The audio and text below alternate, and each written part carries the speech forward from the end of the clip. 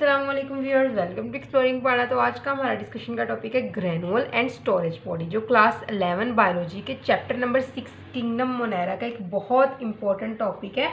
तो जो हमारे पास बैक्टीरिया होते हैं, ये एक ऐसे इन्वायरमेंट में रहते हैं जहाँ पे न्यूट्रिएंट्स बहुत शॉर्ट सप्लाई में होते हैं। ठीक है, तो बैक्टीरिया का जो इन्वायरमेंट होता है ना, वो शॉर्ट न्यूट्रिएंट सप्लाई वाला होता है।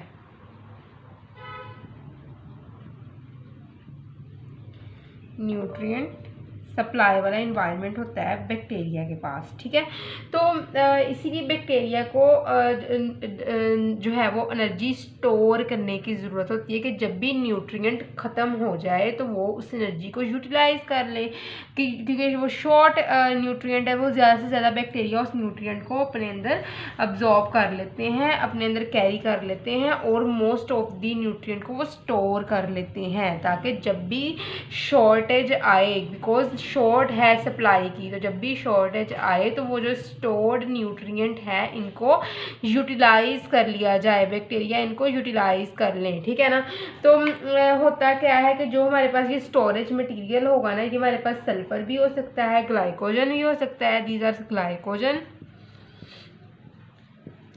सल्फर, ठीक है, फैट एंड फॉस्फेट। ठीक है, तो ये सारे हो सकते हैं, ग्लाइकोजन हो सकता है, सल्फर हो सकता है, फैट हो सकता है और फॉस्फेट हो सकता है। तो सेल के पास भी वेस्ट मटेरियल होता है, लेकिन सेल इस वेस्ट मटेरियल को बाद में एक्सक्रिएट करेगा। ठीक है, क्योंकि अंदर जो है वो मेटाबॉलिज्म हो रहा है। जब मेटाबॉलिज्म होता है तो यूजफुल मटेरियल के साथ साथ वेस्ट मटेरियल भी प्रोड्यूस होता है। तो ये अपने अंदर जो है वो कैरी करते हैं न्यूट्रिएंट्स को, मोस्ट ऑफ द रेस्ट को स्टोर करते हैं और एक्सक्रिएट करते हैं जो वेस्ट मटेरियल होता है। तो होता क्या है, एक तो ये अब्जॉर्ब कैरी करते हैं, ठीक है, दूसरा काम है उसका एक्सक्रीशन, कैरी करते हैं ये न्यूट्रिएंट्स को, और जो एक्सक्रीशन करेंगे वो करेंगे ये वेस्ट मटेरियल की, वेस्ट मटेरियल को ये क्या करेंगे, एक्सक्रिएट करेंगे बॉडी से। ठीक है, तो कॉमन वेस्ट मटेरियल अगर हम बात करें तो वो हमारे पास है अल्कोहल, लैक्टिक एसिड और एसिटिक एसिड। जो वेस्ट मटेरियल है वो हमारे पास है अल्कोहल, लैक्टिक एसिड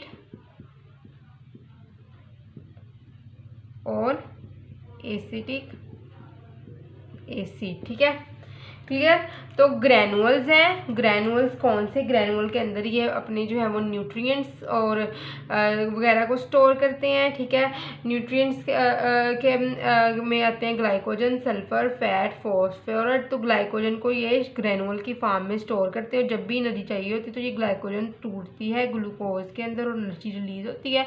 ठीक है, जिसमें क्या होता है कि फिर वो उस एनर्जी को यूटिलाइज कर लिया जाता है अपने काम के लिए। ठीक है, तो ग्लूकोज काफ़ी ज़्यादा मिल के एक चेन में जो है स्ट्रक्चर बनाते हैं, जिसको हम ग्लाइकोजन का नाम देते हैं। क्लियर। तो आई होप सो कि आपको बैक्टीरिया के अंदर ग्रैनुअल्स और स्टोरेज बॉडी की समझ लगी होगी, लेकिन अगर किसी भी किस्म की कंफ्यूजन है तो कमेंट सेक्शन में पूछ सकते हैं। Thank you.